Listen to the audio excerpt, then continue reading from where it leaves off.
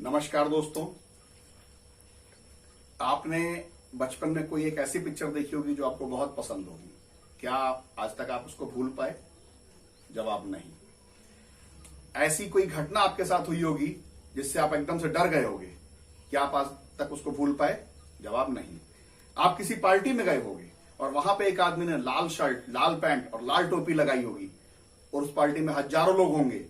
उन हजारों में आप सिर्फ उस आदमी को याद कर पाए आज तक? जवाब होगा हाँ। बाकी लोगों को याद कर पाए? नहीं। इसका कारण क्या है? इसका कारण यह है कि इसके कारण को समझने से पहले आपको यह समझना पड़ेगा कि ब्रेन क्या होता है और माइंड क्या होता है।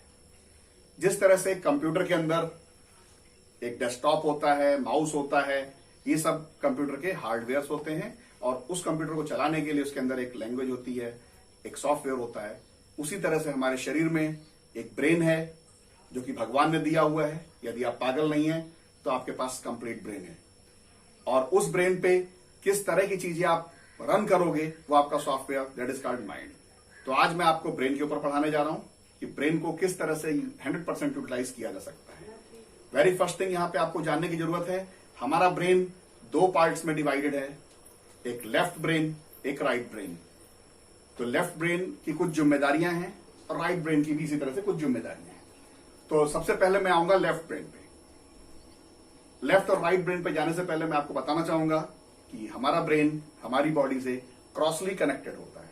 यदि हम राइट हैंडेड हैं तो our left brain is dominating, if we are left handed हमारा राइट ब्रेन डोमिनेट करता है।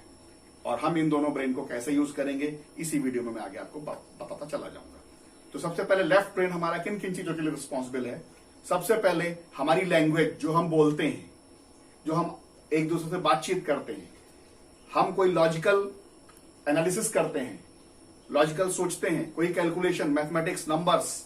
और इसके अलावा यदि हम सीक्वेंसली सोचते चले जाते हैं, ये हुआ फिर उसके बाद ये हुआ होगा फिर उसके बाद ये हुआ होगा, ये सारी चीज हमारा लेफ्ट ब्रेन कंट्रोल करता है। नाउ अब मैं राइट ब्रेन पे आता हूं। राइट ब्रेन बिल्कुल ही अलग है, वो क्रिएटिव है। यदि आप कुछ भी क्रिएटिव सोचते हो तो उसके लिए आपका राइट ब्रेन काम करता है। यदि आप किसी चीज का विजुअलाइजेशन, इमेजिनेशन करते हो तो आपका राइट ब्रेन काम में आता है। यदि आप एक अच्छे आर्टिस्ट हो, जैसे आप एक अच्छी पेंटिंग बनाते हो, म्यूजिशियन हो, आप डांस करते हो, आप कोई इंस्ट्रूमेंट बजाते हो, आप कलर पैटर्न्स, ये सारी चीजें जो हैं हमारा राइट ब्रेन करता है। रैंडम थिंकिंग, रैंडम थिंकिंग के लिए भी राइट ब्रेन आपका रिस्पॉन्सिबल है।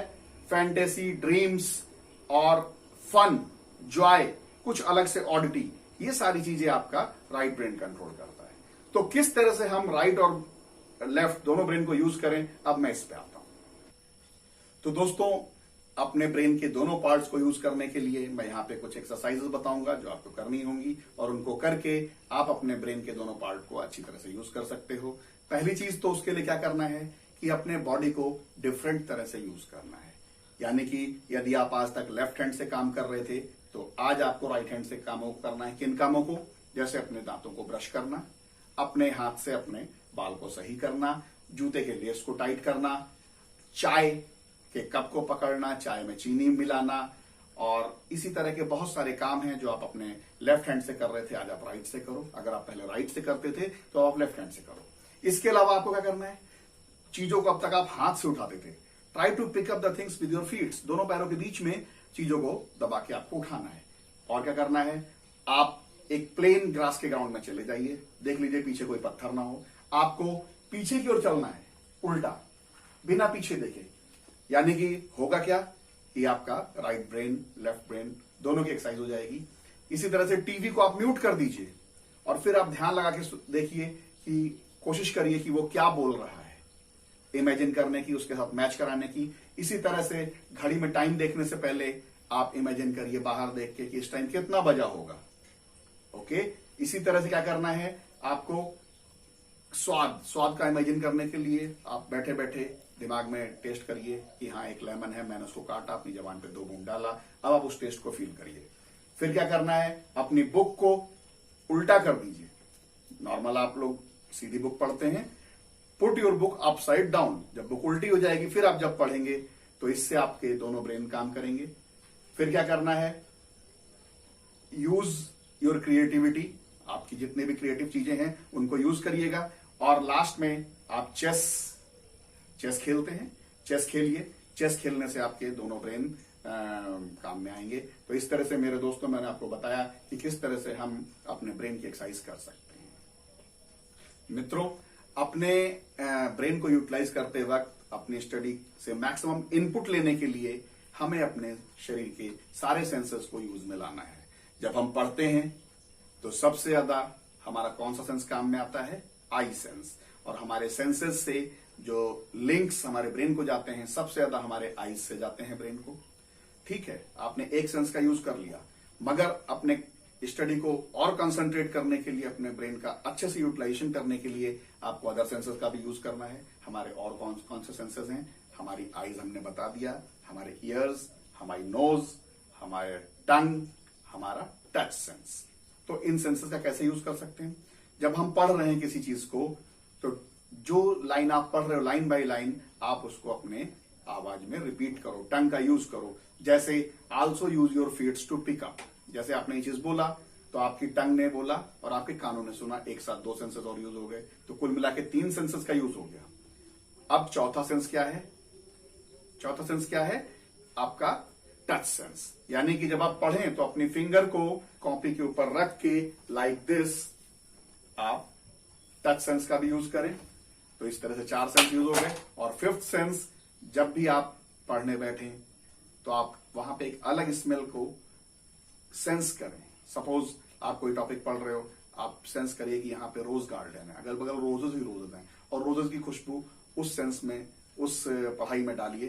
तो इस तरह से आप अपने 5 सेंसेस को यूज करके मैक्सिमम यूटिलाइजेशन कर सकते हो, मैक्सिमम कंसंट्रेशन कर सकते हो। तो दोस्तों, आपने सारे सेंसेस को यूज करके जिस चीज को पढ़ा है, अब यदि आपने उसको ठीक से अपने मेमोरी में नहीं रखा तो कुछ दिन बाद आप भूल जाओगे। क्या करना है? हमारे पास सबसे पहले जानना है कि मेमोरी कैसे होती है। मेमोरी 3 तरह की होती है। एक होती है वोलेटाइल मेमोरी, जिसे सेंसरी मेमोरी बोलते हैं, दूसरी शॉर्ट टर्म, तीसरी लॉन्ग टर्म। हम किसी भी चैप्टर को पढ़ते हैं, एक पैराग्राफ पढ़ते हैं, दूसरे पैराग्राफ पे आते हैं, पहला पैराग्राफ भूल जाते हैं, इसे बोलते हैं सेंसरी मेमोरी। फिर पूरा पैराग्राफ पढ़ने के बाद थोड़ी देर बाद, 10 मिनट बाद, वो पूरा ही चैप्टर हम भूल जाते हैं, इसे बोलते हैं short term memory.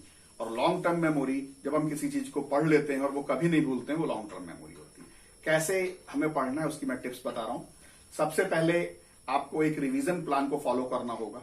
Revision plan ये है कि आपने क्लास में जो चीज आज पढ़ाई गई है उसको घर आके आपको रिपीट करना है, यानी कि सेम डे रिवीजन। फिर उसको कब करना है? नेक्स्ट डे, अगले दिन। फिर कब करना है? उसको 7 दिन बाद, और फिर करना है 1 महीने बाद। ये टोटल 4 रिवीजन्स हैं। फिर से रिपीट कर रहा हूं, जो आज क्लास में पढ़ाया गया है घर आके उसको रिपीट करना है, नंबर 1। नंबर 2, उसको अगले दिन फिर से रिवाइज करना है। नंबर 3, उसको 1 वीक बाद, 7 डेज के बाद रिवाइज करना है। नंबर 4, उसको 30 डेज बाद रिवाइज करना है। और इस तरह से 4 रिवीजन में वो चीज आपकी परमानेंट मेमोरी में चली जाएगी, सेंसरी मेमोरी से लॉन्ग टर्म में। वो कभी भी नहीं भूलेगी। आप जब चाहोगे 10 साल, 15 साल, 20 साल बाद आप रिट्रीव कर सकते हो। तो दोस्तों, इस तरह से आप ब्रेन का यूटिलाइज करके अपनी मेमोरी को कैसे शार्प कर सकते हैं, मैंने इस वीडियो में बताया। नेक्स्ट वीडियो में मैं आपको बताऊंगा कि किस तरह से अपने ब्रेन के साथ साथ अपने माइंड को कैसे ट्रेन करना है, how to train your mind, concentration कैसे बढ़ाना है। हमारी नेक्स्ट वीडियो में आप देखिएगा। Thank you.